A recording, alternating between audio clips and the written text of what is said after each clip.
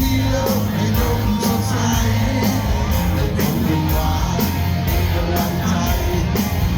ทำคำเดียวอาจทำให้คุณร้อนให้คุณหมดหวังอยากจะลาตาย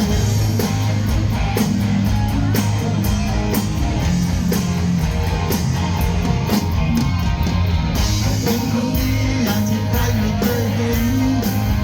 เป็นคนเลวอย่างที่คุณไม่เคยเป็นแค่เพียงทีเดียวอาจทำให้หลงไหลไม่มีเหตุผลที่ไปลืมตาอย่างละครที่ผมกำลังแสดงมันไม่ใช่ความรักบางอย่างมันทำให้รักได้ทำให้รักไม่ใช่คุณใจได้ทำทุกอย่างทำให้รักได้ทำให้รักไม่ใช่คุณได้ทำทุกอย่างรักกับความเป็นตัวเองเนี่ยไปด้วยกันไม่ได้ใช่ไหมเวลามีแฟนมีคนที่รักก็มักจะถูกเรียกร้องใช่ไหม